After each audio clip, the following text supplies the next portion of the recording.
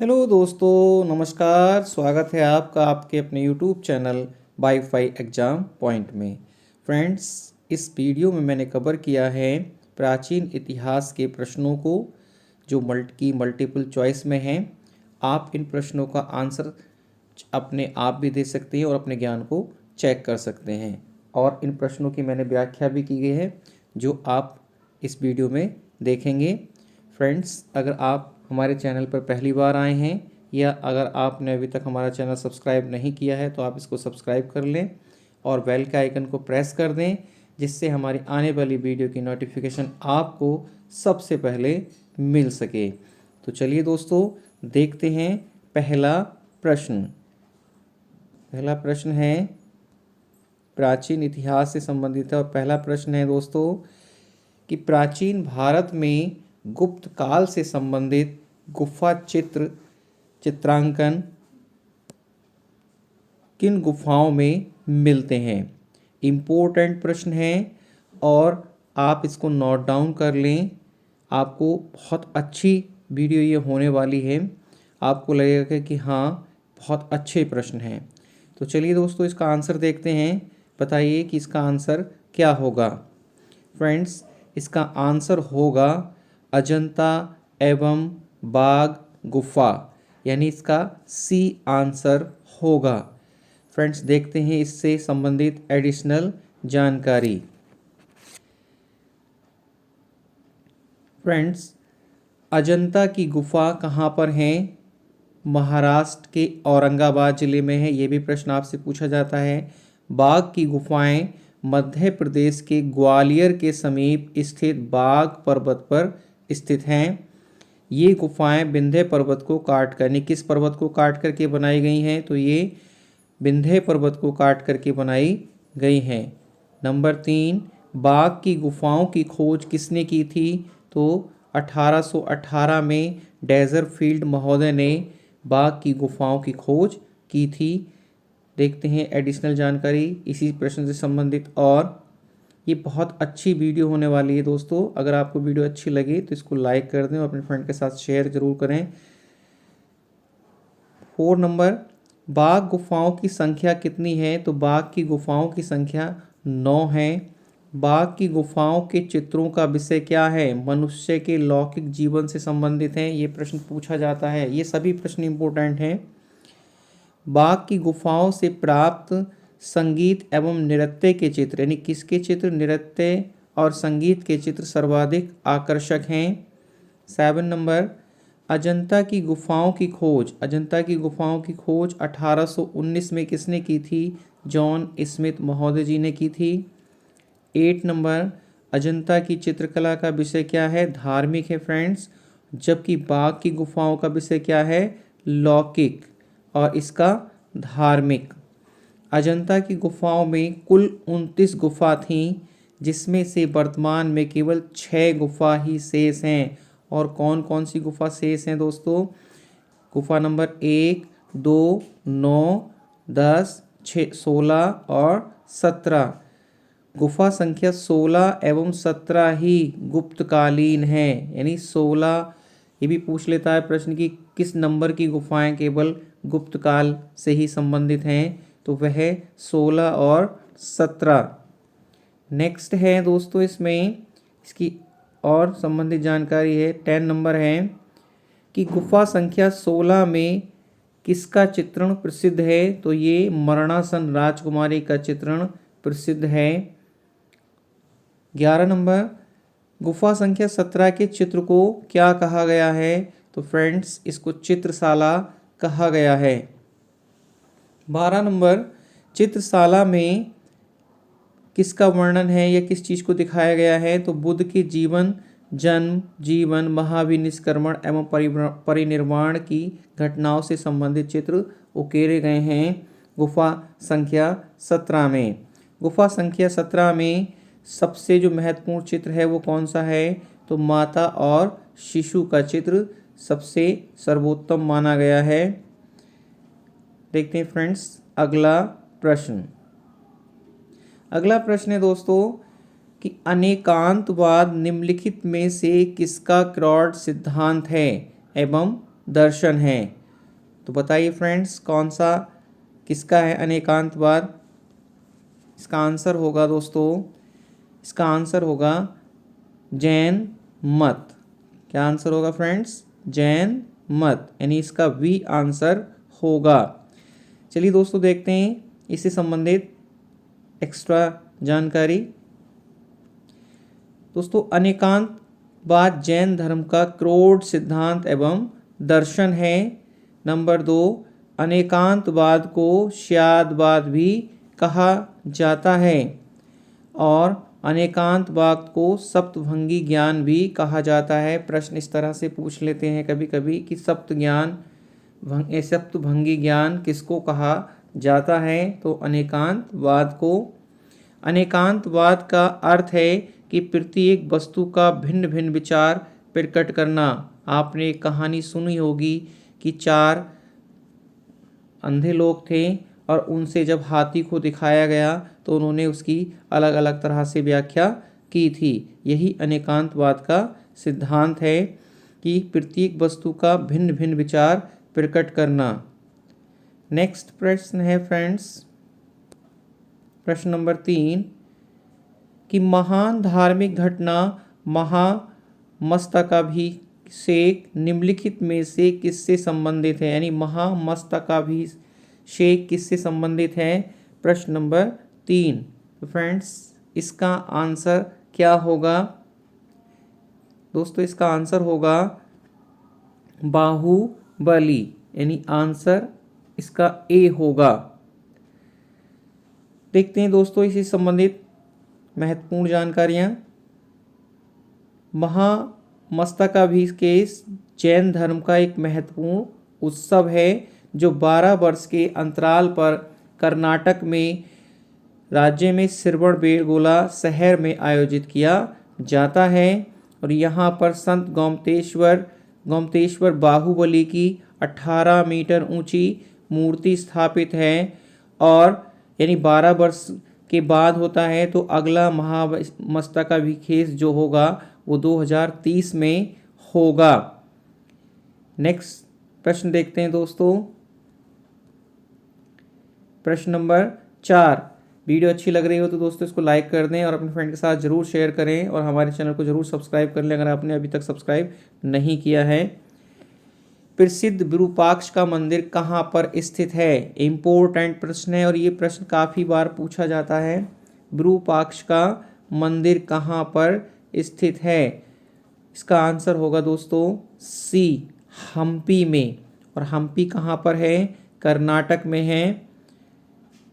इसी से संबंधित देखते हैं एडिशनल जानकारी कि विरूपाक्ष को पंपापति मंदिर भी कहा जाता है, यानी पंपापति मंदिर भी विरूपाक्ष मंदिर को कहा जाता है। और विरूपाक्ष मंदिर कर्नाटक के हम्पी या विजयनगर में स्थित है। ये मंदिर किसके लिए है? भगवान शिव के नाम अर्पित है जो यहाँ विरूपाक्ष के नाम से जाने जाते हैं। इस मंदिर को 1509 ईस्वी में विजयनगर के प्रसिद्ध राजा कृष्णदेव राय ने बनवाया था। तो इसमें कई सारे प्रश्न आपको यहाँ देखने को मिल गए और जो अक्सर परीक्षाओं में पूछे गए हैं। तरह तरह से इस प्रश्न को पूछा गया है। प्रश्न नंबर 5 कि विक्रमशिला मठ निम्नलिखित में से कहाँ पर स्थित है? तो विक्रमशिला दोस्तों कहाँ पर स्थित है? तो ये स्थित है बिहार राज्य में। देखते हैं दोस्तों इसी से संबंधित कुछ एडिशनल जानकारी। विक्रमशिला मठ या विक्रमशिला विश्वविद्यालय बिहार राज्य में स्थित है, नंबर 1। नंबर 2, इस विश्वविद्यालय की स्थापना पाल राजा धर्मपाल के द्वारा 8वीं शताब्दी में की गई थी। 3 नंबर, प्राचीन समय में ये बौद्ध शिक्षा के केंद्र के रूप में प्रसिद्ध था। इस विश्वविद्यालय के सर्वाधिक प्रतिभाशाली भिक्षु दीपंकर ने लगभग 200 ग्रंथों की रचना की थी। इस विश्वविद्यालय में 3000 अध्यापक कार्यरत थे। 1203 ईस्वी में बख्तियार खिलजी के आक्रमण के परिणाम स्वरूप ये विश्वविद्यालय नष्ट हो गया। तबकाते नासिरी से जानकारी मिलती है कि संभवतः इस विश्वविद्यालय को दुर्ग समझकर नष्ट कर दिया गया था। तो फ्रेंड्स ये काफ़ी इम्पोर्टेंट जानकारी है और प्रश्न भी बन सकते हैं यहाँ से। चलिए दोस्तों देखते हैं अगला प्रश्न। अगला प्रश्न है कि अमरावती बौद्ध स्तूप निम्नलिखित में से कहाँ पर स्थित है? तो दोस्तों अमरावती आंध्र प्रदेश में स्थित है। देखते हैं इस प्रश्न से संबंधित एडिशनल जानकारी। अमरावती बौद्ध स्तूप सम्राट अशोक के शासनकाल में 200 ईसा पूर्व में बनवाया गया था। नंबर 2, अमरावती बौद्ध स्तूप आंध्र प्रदेश राज्य के गुंटूर जिले में और कृष्णा नदी के दाहिने तट पर स्थित है। अमरावती बौद्ध स्तूप का प्राचीन नाम धान्य कटक, यानी अमरावती का प्राचीन नाम जो था धान्य कटक था। अमरावती बौद्ध स्तूप घंटाकृति में बना हुआ है। इस स्तूप का पता सर्वप्रथम 1797 में कर्नल कॉलिन मैकेंजी ने लगाया था। इस स्तूप में पाषाणी पत्थर के स्थान पर संगमरमर का प्रयोग किया गया है। अमरावती बौद्ध स्तूप में पत्थर के स्थान पर संगमरमर का प्रयोग किया गया है। तो ये थी इसके प्रश्न से संबंधित एडिशनल जानकारी। देखते हैं अगला प्रश्न। अगला प्रश्न है दोस्तों कि उदयगिरि की गुफाएं निम्नलिखित में से कहाँ पर स्थित हैं? उदयगिरि की गुफाएं दोस्तों ये स्थित है उड़ीसा राज्य में। कहाँ पर? उड़ीसा राज्य में। चलिए दोस्तों देखते हैं इसी से संबंधित एडिशनल जानकारी।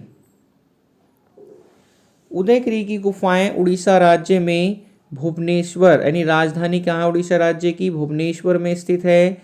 और ये गुफाएं उदयगिरि पर्वत को काटकर बनाई गई थी। यानी किस पर्वत को काटकर बनाई गई थी? तो उदयगिरि पर्वत को। इन गुफाओं में निर्मित चैत्य गृह जैन धर्म से संबंधित है। ये प्रश्न कई बार पूछा गया दोस्तों, चैत्य गृह किससे संबंधित है? तो ये जैन धर्म से संबंधित है। इन गुफाओं में निर्मित चैत्य गृह का निर्माण किसने कराया था? तो इसका निर्माण हुआ था शुंग काल में। उदयगिरि का अर्थ होता है सूर्य की पहाड़ियाँ, सूर्य उदय की पहाड़ियाँ। तो फ्रेंड्स ये थी इस प्रश्न से संबंधित एडिशनल जानकारी। देखते हैं अगला प्रश्न। प्रश्न नंबर 8, निम्नलिखित में से किसने राष्ट्रकूट राज साम्राज्य की नींव रखी थी? तो दोस्तों ये रखी थी दांती दुर्ग ने। दांती दुर्ग ने। देखते हैं दोस्तों इसी प्रश्न से संबंधित कुछ एडिशनल जानकारी। दांती दुर्ग को राष्ट्रकूट वंश का संस्थापक माना जाता है। तो एक प्रश्न तो आपका यही हो गया कि राष्ट्रकूट राजवंश का संस्थापक कौन है? तो वह है दांती दुर्ग। दूसरा नंबर है इसका, दांती दुर्ग का वास्तविक नाम क्या था? तो दांती बर्मन। 3 नंबर, राष्ट्रकूट साम्राज्य की राजधानी कर्नाटक के गुलबर्ग जिले में मानने के अथवा और कौन सी थी? मालखेड़ थी। अगला प्रश्न है दोस्तों प्रश्न नंबर 9, शून्य की खोज निम्नलिखित में से किसने की थी? तो शून्य की खोज आर्यभट्ट महोदय जी ने की थी। देखते हैं दोस्तों इसी संबंधित कुछ एक्स्ट्रा जानकारी कि आर्यभट्ट ने शून्य लिख गया है दोस्तों, यहाँ पे शून्य कर लेना आप कि शून्य का आविष्कार किया था। आर्यभट्ट प्रथम नक्षत्र वैज्ञानिक थे जिन्होंने ये बताया कि पृथ्वी अपनी धुरी पर घूमती है, घूमती हुई सूर्य के चक्कर लगाती है। ये भी कई बार पूछा गया है। इन्होंने सूर्य ग्रहण एवं चंद्र ग्रहण होने के वास्तविक कारणों पर भी प्रकाश डाला था। सूर्य सिद्धांत एवं आर्यभट्टीय नामक ग्रंथ की रचना इन्होंने की थी।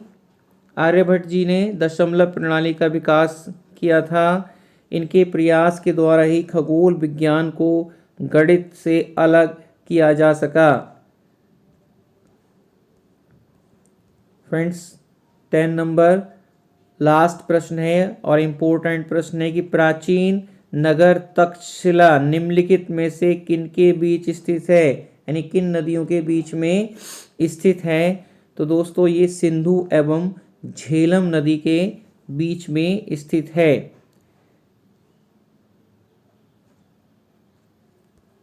इसी संबंधित कुछ एक्स्ट्रा जानकारी कि प्राचीन नगर तक्षशिला सिंधु तथा झेलम नदी के बीच स्थित था। तक्षशिला वर्तमान में इस्लामाबाद से 20 किलोमीटर उत्तर पश्चिम में स्थित था। ये हिंदू रस राज्य की राजधानी थी। ये एक प्रमुख सांस्कृतिक केंद्र के रूप में प्रसिद्ध था।